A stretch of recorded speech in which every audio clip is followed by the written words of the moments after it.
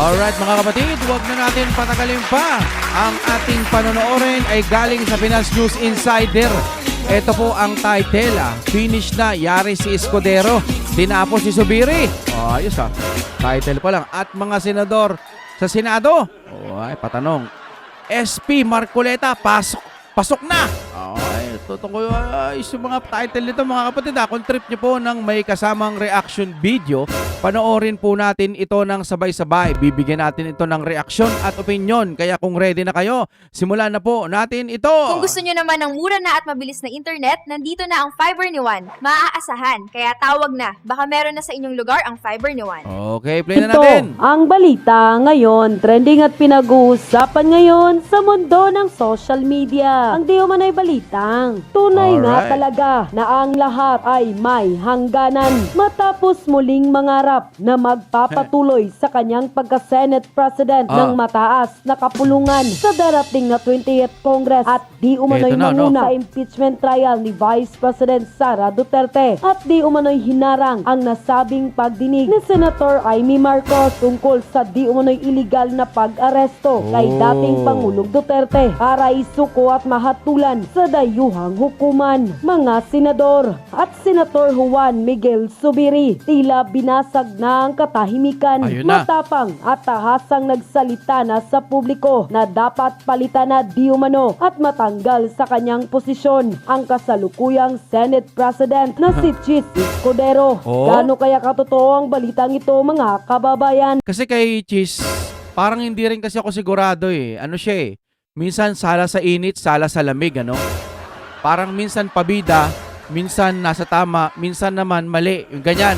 Base lang sa pag-unawa natin, parang hindi ho siya mapagkakatiwalaan Ating alamin. Pero bago ang lahat, kung bago ka pa lamang nasa description sa aming yan. channel, please huwag kalimutang mag-like, subscribe at i-click ang notification bell para mas maging updated ka palalo sa lahat pa ng bagong video na i-upload namin. At eto na nga mga kababayan, tila tahasang inihayag ni dating Senate President Juan Miguel Zubiri ang kanyang pagkadismaya sa kasalukuyang pamunuan ng Senado sa ilalim ng liderato ni Senate President Francis Chis Escudero. Pero actually dapat nga hindi na po dumaan yan sa Senado yung impeachment kasi doon pa lang po sa dapat lusaw na yan yung impeachment.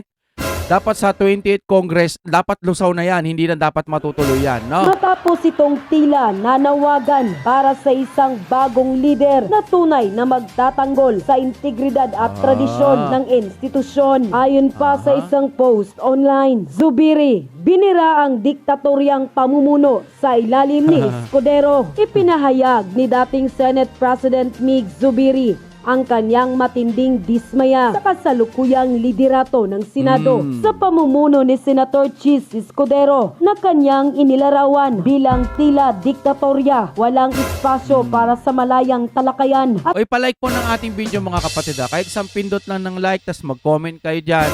Pupusuan natin lahat yan. Kontrolado lamang ang ilang tao sa kapangyarihan. Ayon kay Zubiri, nawawala na ang diwa ng kolektibong pamumuno sa Senado. Ang mga mahahalagang desisyon ay ginagawa raw ng isang maliit na bilog at kadalasan ay hindi na kinukonsulta ang mas nakararaming senador. Hindi na ito ang Senado na kilala natin. Malaya, patas at bukas sa lahat ng pananaw.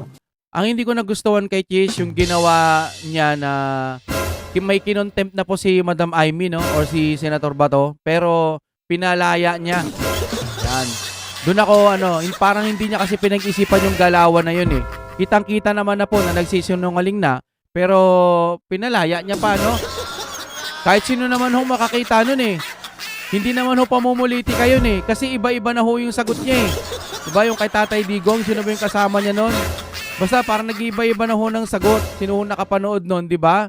Kaya, dapat talaga nun i-contempt. Ang problema ho, pinalaya niya.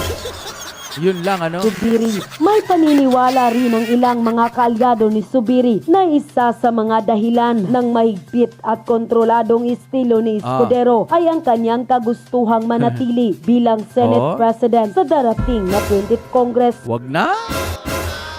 Ako, no hate, pero Mahirap magtiwala rito kasi sala sa init, sala sa lamig. Dahil dito, masyado na raw nagiging maingat si Escudero sa paghawak ng kapangyarihan hanggang sa puntong nagiging otoritaryan na ang kanyang pamumuno. Kapag ang leader ay masyadong kapit sa pwesto, nawawala ang tiwala ng institusyon, nagiging takot sa pagbabago. Sa harap ng mga isyong ito, muling nabubuksan ng tanong, karapat-dapat pa bang manatili si Chis Escudero bilang leader ng Senado o panahon na upang itama ang direksyon? Dapat, total naranasan naman niya na yung pagiging leader. Out na, tapos na kung medyo hindi nagugustuhan ng taong bayan. Tama na. Ngayon, ipalit nyo dyan si Marcoleta, si Bongo. Yan. Yan po ang nakikita ko at napupusuan ko. Unquote. Tahasang inihayag ni dating Senate President Mig Zubiri ang kanyang pagkadismaya sa kasalukuyang pamunuan ng Senado sa ilalim ng liderato ni Senate President Chis Escudero. Nananawagan siya para sa isang bagong leader na tunay na magtatanggol sa integridad at tradisyon ng institusyon. So ibig sabihin nananawagan siya na sana magpalit na tayo ng tawag dyan, ng leader kasi ito mukhang hindi siya nagagandahan, di ba? Mukhang pangit ng pamumuno para sa kanya kasi kung hindi ka naman mananawagan o hindi ka manghihingi ng kapalit kung maganda naman ang pamumuno nito. Diba? Roy Gomez magbabalita. Sa isang panayam sa Bacolod, sinabi ni Zubiri na hindi siya kontento sa kasalukuyang liderato ng Senado at bukas siyang suportahan ang sinumang kandidatong maaring pumalit kay Escudero. Yon. I'm hoping and praying that at the end of the day, we all decide to have a Senate President that will continue its independence as a last bastion of democracy. But not just being independent from the House. Kasi may nagsasabi, gusto namin itong kandidato kasi inaaway na si Speaker Martin. That's not the role of the Senate President. Yes, yes. Iginit ni Zubiri na mas epektibong talakayin ang mga issue sa pamamagitan ng mga closed-door caucus kaysa lantaran ang diskusyon sa plenaryo na anyay pwede rin. nagdudulot ng kaguluhan sa institusyon. Binigyan din niya ang pangangailangan ng isang leader na hindi lang mahusay makipagbangayan, kundi may kakayahang panatilihin ang kasarinlan ng Senado mula sa iba pang sangay ng gobyerno. Si Chis kasi pag nagsasalita, parang feeling niya boss na boss. Pag nag-ano siya, parang basta parang siya feeling mo, tamang-tama talaga siya sa mga pinagsasabi niya no? Gamat inamin niyang may 13 senador ang sumusuporta kay Escudero, umaasa si Zubiri na maaari pang magbago ang kanilang posisyon sa mga darating na araw. The role of the Senate President is to steer the Senate as a ship. You know, no matter how rough the waters are, to show the people that the Senate is our ship of state that will never, never break down. It will never surrender its principles, its traditions. Kaugnay nito'y kinumpirma rin ni Zubiri ang pagbubuo ng tinatawag niyang Veteran Bloc sa Senado na kinabibilangan Veteran Bloc? ni na dating Senate President Vicente Tito Soto III, Panfilo Lacson at Senadora Loren Legarda. Layo ng grupo na itaguyod ang prinsipyo ng isang malaya at may paninindigang Senado. Nauna nang nagpahayag si Soto ng kahandang muling pamunuan ang Senado kung makakakuha siya ng suporta mula sa mayorya ng mga senador. Kung hindi man, bukas din siyang magsilbi bilang minority leader. Okay. Our bloc is the Veteran Bloc. And that is Senator Loren Legarda, Senator Tito Soto, Senator Ping Lacson, and myself. Subukan naman natin yung bago. Si Sir Marcoleta o kaya si Bongo. Yun kasi talagang nakikita namin kumakayod ngayon So that's the Veteran Bloc right now. And we're, of course, initially we were pushing for Senator Soto as the Senate President. Ang pagbubuo ng Veteran Bloc Para sa akin, idol naman natin yan sa Itbulaga, di ba? TBJ, sabi nga natin, pinagtatanggol natin yan. The best yan para sa atin. Pero pagdating po dito, total, naging leader naman na yan si Tito Sen. Okay naman na yon. Siguro, bago na naman, bago. Para masubukan naman natin yung mga ibang kakayahan na bago ngayon. Si Marcoleta, para sa akin, pusong-puso ko ngayon yan kasi magaling ho talaga. o kaya si Sir Bongo, no? ay tinuturing na senyales na umiinit na ang politika sa loob ng Senado sa gitna ng posibilidad ng pagbabago sa liderato ng mataas na kapulungan. Okay, may ano tayo, may blind item tayo. May tatlong mga senador daw na nagkita-kita para pag-usapan itong nalalapit na pagpapalit o pagbobotohan ng Senate President.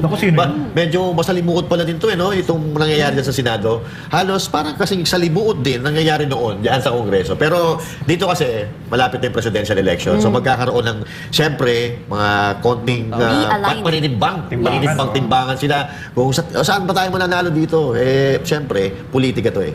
Numbers game, Ma'am Cathy. At eto si Ma'am Cathy ang mas may maraming alam kung ano nangyayari sa Senado ngayon. Kasi lagi nasa Senado to eh. Secret! Hindi, ano yan?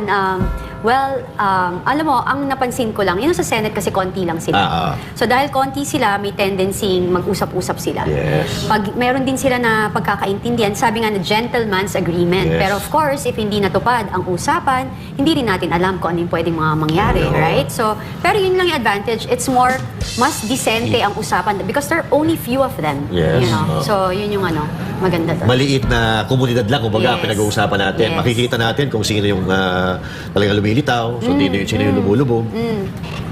Sa akin, opinion lang ho natin dito, no? Nasubukan na natin yung mga kakayahan ng mga dating namumuno. The best na, si Tito Sen, hindi naman uma-absent, no? Talagang masipag din po yan. At yun nga, sabi nga, hindi pa daw nalilate, no? Correct me if I'm wrong. So, magaling. Ito naman gusto natin subukan yung mga bago nga. Gaya po ni Marcoleta. Si Bongo kasi meron siyang malasakit. Bakit sila yung mga gusto ko? Kasi ito, nakita natin talagang matibay magsalita. Naninindigan po sila sa mga gusto nilang gawin. Ito nga si Marcoleta may mga panukala pong makakatulong sa ating Pilipinas. Na-vlog na ho natin itong mga nakaraan kaso mahina views no? Nasisira ho yung ating algorithm dahil sa mga delete or ewan ko kung ano nangyayari dito sa YouTube. May mga ilan din daw na mahihina, biglang humina yung mga views. No? Sa atin lang po mga kapatid, Marcoleta, si Bongo, sila ang nakikita kong pwedeng mamuno kasi masisipag po sila. Dati ako gusto ko si Tulfo nung hindi pa siya tumatakbo, pero nung naging na siya, nung naging senator na siya, ewan ko doon, anong nangyayari? Parang, diba no? Hindi ko na alam kung bakit biglang nagtakbo ang hihip ng hangin sa mga pananaw niya. Hindi ko na rin napagkakakitaan lately. Wala na After nung PCSong matapang siya, pagkatapos nun, wala na tayong ibang nakitang matapang. No? Dito ho tayo sa mga tunay. Para sa akin si Marcoleta, subukan nyo po yan. Napaka-the best po yan. Okay, hanggang dito na lamang. Maraming salamat po sa inyong panonood.